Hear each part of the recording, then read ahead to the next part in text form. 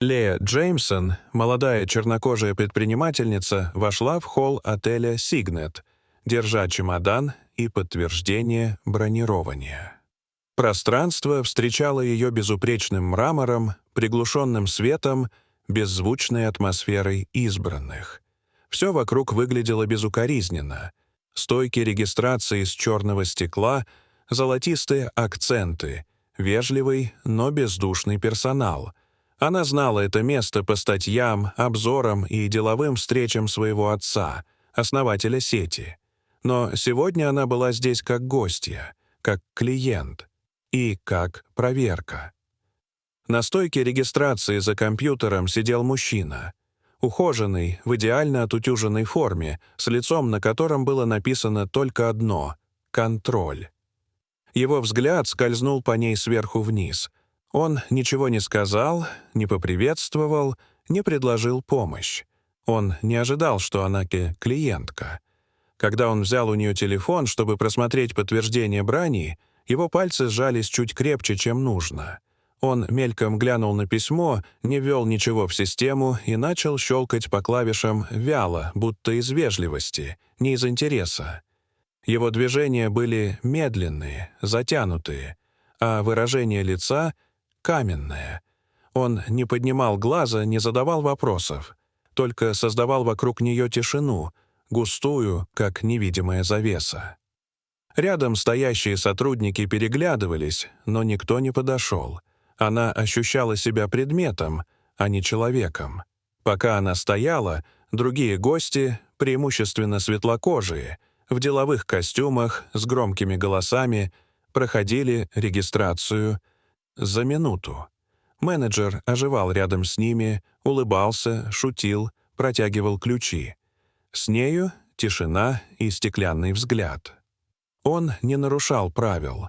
Он просто использовал их как стену, чтобы создать для нее ощущение чуждости. Ни одного прямого отказа, но каждое его движение было тщательно рассчитано. Минимальный контакт, отсутствие интереса, демонстративное равнодушие. Когда она снова подошла к стойке, он сделал вид, что не помнит, кто она, и снова не смотрел в глаза. Его слова звучали как канцелярский протокол, но в них не было заботы, не было намерения помочь, только желание избавиться. Когда прошел почти час, и она все еще сидела в стороне, он вызвал охрану. Сделал это спокойно, без эмоций. Легкий кивок. Один из охранников подошел, положил ей руку на плечо. Движение было вежливым, но чужим, как будто она проблема, как будто ее просто нужно убрать. В этот момент двери отеля распахнулись. Вошел мужчина, высокий, собранный, с таким видом, что пространство вокруг него замирало. Он не нуждался в представлении. Он не задавал вопросов. Его присутствие было командой. Сотрудники застыли. Менеджер заметно побледнел. Открыл ту же систему, но уже в нужной вкладке. Бронирование нашлось сразу. Номер люкс полностью оплачен, все подтверждено. Все было там с самого начала. Он просто не искал, не хотел искать. Ошибки не было. Была предвзятость. Холодная, обтекаемая, обернутая в процедуру. Менеджер попытался что-то объяснить, но слов было недостаточно. Его удалили. Негромко, просто четко, без права на оправдание. С этого дня новые правила. Обязательное обучение для всех.